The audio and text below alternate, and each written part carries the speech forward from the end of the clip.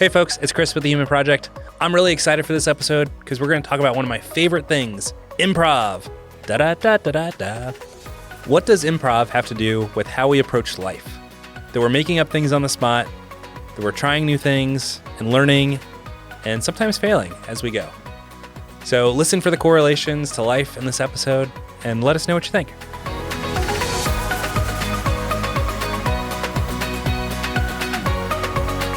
Hey, Mark. Hello, Chris. How's it going today? Fantastic. How about you? Doing pretty good.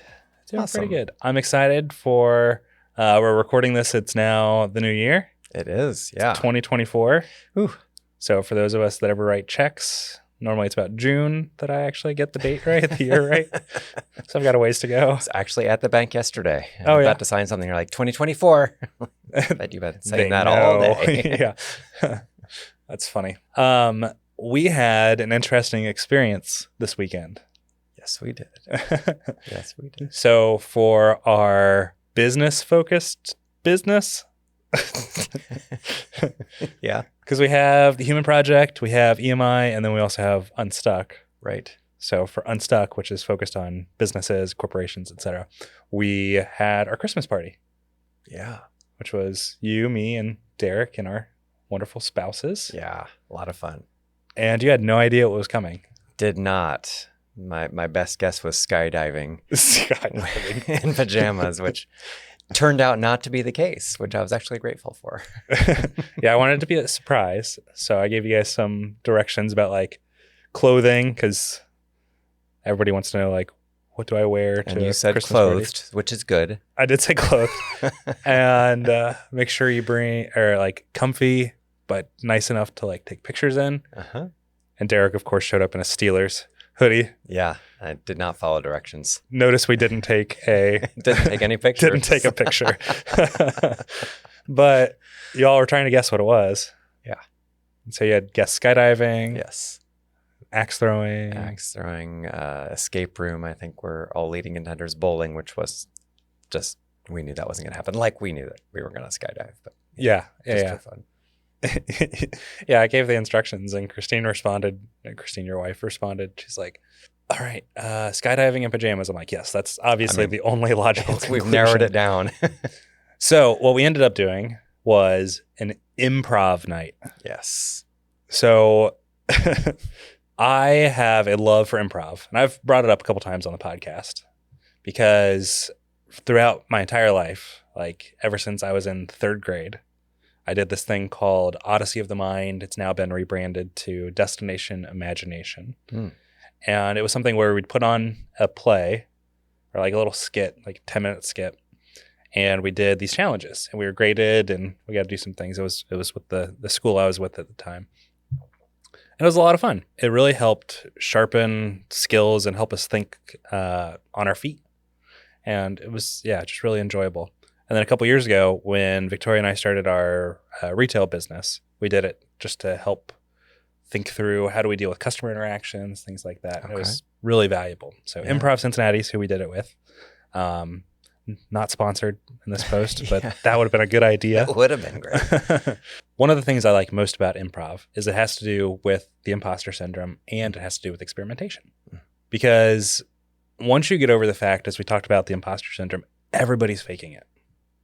Everybody's making stuff up as they go. Mhm. And everybody's experimenting along the way, whether we call it that or not.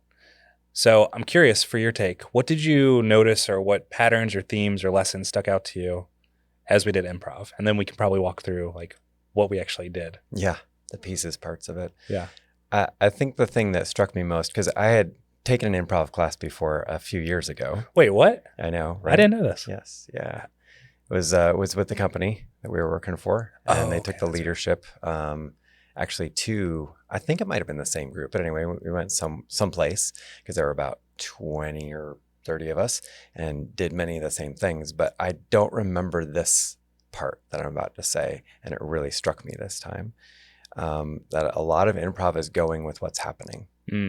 Which, like, I know that, and yet the applicability to life was the part that really surprised me and struck me from it this time, that it's kind of like accepting current reality because it is current reality.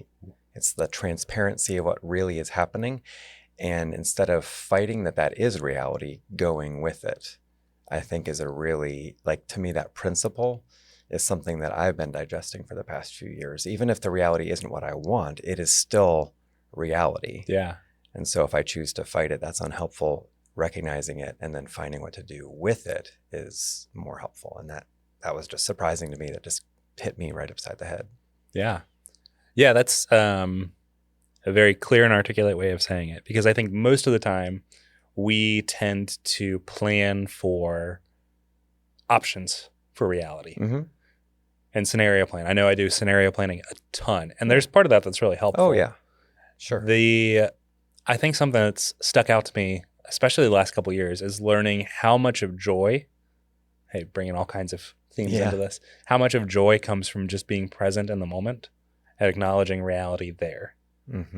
Like we've talked about circles of control, influence, and acceptance. Yeah. A lot of that has to do with the same principle. Like just being there and doing what you can do and focusing on what you can focus on. Yeah. And not trying to conform reality to something that it's not. So, right. What were some of the exercises that called that out for you? I think yes and was probably the one that most clarified that for me, which is we just did an exercise where we went back and forth. One person would just say something, and then the other person essentially is trying to join into that. Is say literally, or in the way that you're approaching it, say yes and extend it, go with it, and then it back to the first person to say yes and to that. So just back and forth a few times. So it is, instead of somebody saying something and you kind of shoving back at it, no, not that, this instead, is to say whatever they've said, I'm going to be part of. And also at the same time, I'm grabbing the steering wheel in that context and taking it someplace and then handing it back to the other person. Nice. Yeah, it was, it's different than how we normally approach things because it's, I have a plan for this. Somebody says something. Okay, how do I reconcile these two things together? Instead, yes and is more, okay, they set the stage. Let's build on top of that. And it's a fun little exercise that we got to do. Yeah. With that. It reminded me of a story when I was in theater in high school where I had all my lines memorized. And I walked into the scene and I said all my lines, and I was supposed to be interrupted by the young child in the play at a certain moment. And so I was ready to stop my line because I had memorized it right at the spot where I was supposed to be interrupted. And I stopped to be interrupted and I wasn't. And it completely threw me. And I realized in that moment as well, of course, I'm going to be interrupted. I probably would do well to have more than just exactly the half second of when I'm supposed to be interrupted memorized. I would know more than that. But it reminded me kind of that, because in real life, you don't know when any of that stuff is going to happen. Yeah. You don't know when the power is going to go out, when somebody's going to say something you don't expect, or any of those kind of things. So that balance of preparation and like dancing in the moment, it brings joy also. There's joy to me in preparation. I love preparation. Yeah, right. And I'm continually learning through the years joy in dancing in the moment, whatever that happens to be, and finding the way through that. Yeah. Yeah. Relying on a kid in a play has interesting repercussions. Perhaps not the best logic. Especially when it's interruption. Right. Because you're like, okay, going up to this. That was an awkward moment. Yeah. I think there's a lot of that ties back to how God designed us to be humans as well. Like that it's good for us to make plans. And it's good for us to be in the moment. Yeah.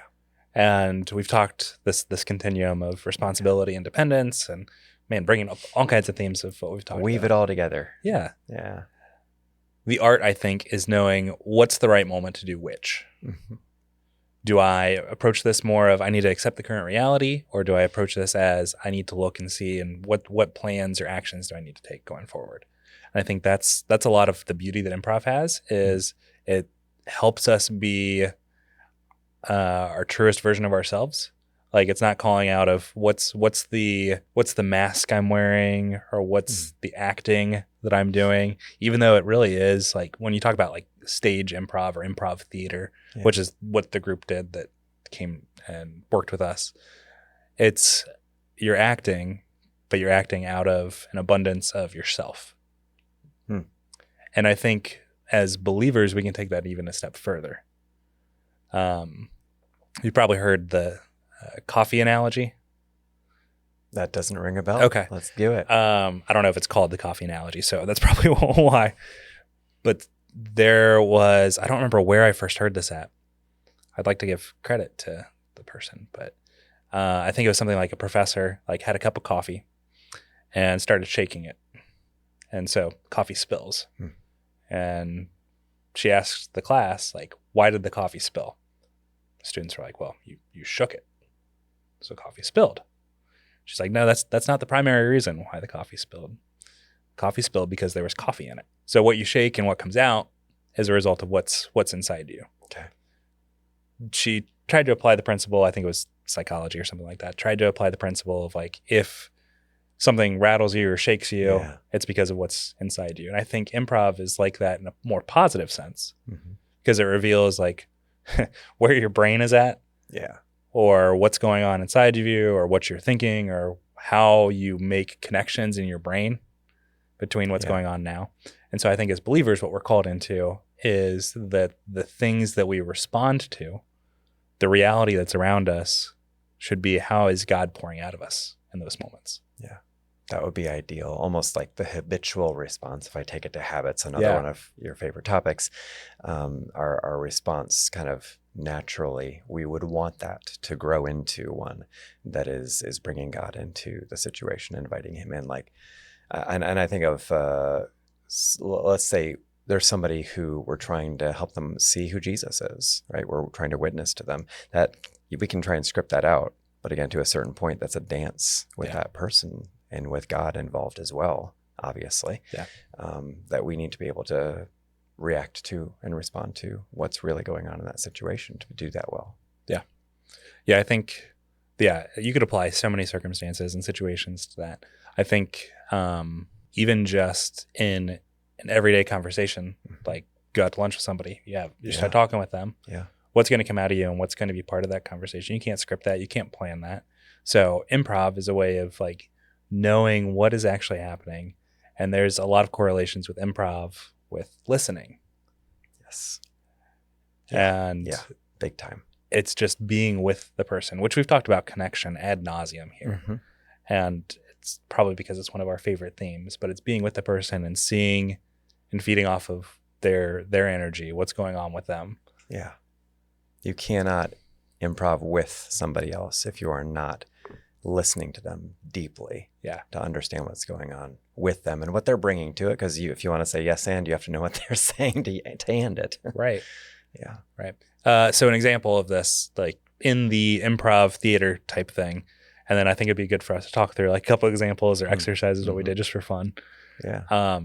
Like somebody's starting off a scene, like I don't remember what some of the scenes were that we did, but somebody's starting off a scene and they say, oh, hey, Grandma, really glad you're here at the store with me today. I say, I'm not your grandma. This isn't a store.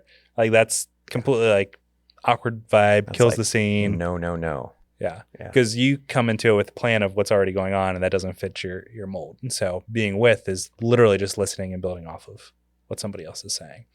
There's a time when truth comes into play for sure. But I think more of us could use the being with than overemphasizing the truth at the cost of being with. And that's, I think, what improv calls out. Again, always a continuum there. Right. Listening struck out to you again this time. Yeah. I'm sure it wasn't the first time for you. Was there anything else in there in improv that this time around you were reminded of? Yeah. You talked about acknowledging reality. Listening is a big one. Just paying attention, I think, is always a good one.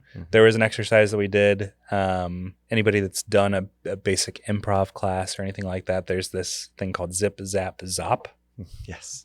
Where you're having to pay attention and make sure you see what's going on. And you have, you stand in a circle with the people in the room and you pass back and forth going zip, zap, zap, zip, zap, zap until over and over again. What happened was Chance, who was running the exercise for us, had us do zip, zip, zip, zap, zap, zap, zop, zop, zop. So we changed the pattern after Changed we the pattern. finally gotten it down. And it was so hard for us. Yeah. We, quote unquote, messed up so many times, and it produced tons of laughs, a lot of fun.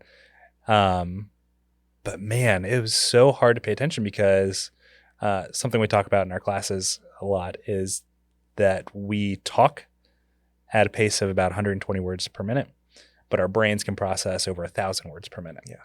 So our brains just distractions instead of being with Right. is a gigantic problem for us. Yeah. If we could just be counting zips, zip, zip, that's 3. This actually wouldn't be a problem, but our brain's busy doing a bunch of other stuff while that's happening. Yeah. Yeah. Yeah. You're not dealing with a computer when you're dealing with humans because there's more processing power that's going on and you're not just dedicated to that one task. Right. Your task manager's loaded from a whole bunch of other things. Yes. Like what's going to happen with my kids today or anything like that. The other thing that stuck out to me that I've had a lot of fun with in the past when I've done these things with improv, but just the celebration of failure. Yeah. Which sounds super counterintuitive. And in our business environment, we hear a lot of something called fail fast. Yeah. I personally just hate that phrase because the goal is not about failure. Right. The goal is about learning from failure. Yes. But Chance had us do something fun that every time we quote unquote messed up, we had to do like a train and went, awooga. So I'm going to start doing that in classes now because that was a lot of fun. But it was just a reminder of like, okay, this is here to teach me something. Yeah. Like, why did that not work out? Was I not listening? Was I distracted? Was I not paying attention? Was I not acknowledging the current reality? So just a little reminder like that, like, okay. So this is something to pay attention to and learn from. I love that. And it is extremely counterintuitive. It's still like, even as you describe it, and I've been through it many times, it still is like, why? Yeah. But it's actually, we're trying to produce endorphins for having tried something and failed at it. Because otherwise all we have are the crummy feeling from having failed at something. And instead, we're trying to celebrate, I tried. Yeah. I might have messed up, but I tried. Let's do it again. And I'm going to try again. And I might mess up again and I get another ooga and let's keep doing this. Yeah. That's the failure bow concept. And it's extremely helpful. If we're going to do experimentation, we need to have a reward system in place for trying something, failing, and then learning from it. Yeah. Or else we will stop doing that. Yeah. So to wrap this episode up, a couple lessons for folks of improv is life. Yeah. So number 1, acknowledge reality. Acknowledge reality, find a way to merge into it and influence it. Yeah. Yep. Okay.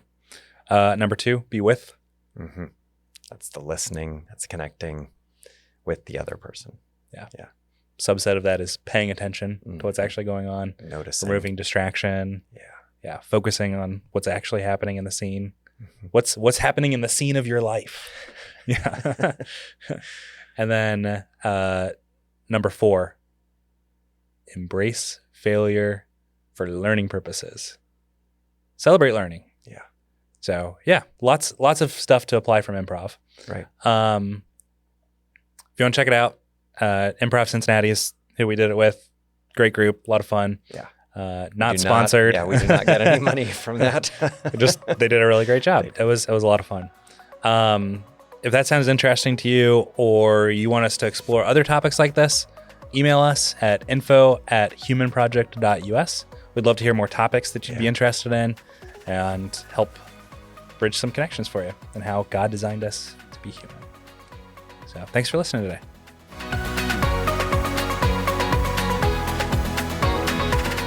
Hey folks, thanks for tuning in today. Behind the mics, you've got myself, Chris Conlin, and Mark Wavle, and our lead editor is Derek Donley. We are a crowdfunded nonprofit. Most of what we do is free because of your generous support. Thank you for joining us in our mission to bring 1 million lives closer to fullness in God's design. To support us financially or to learn more, visit humanproject.us. We'll see you next episode.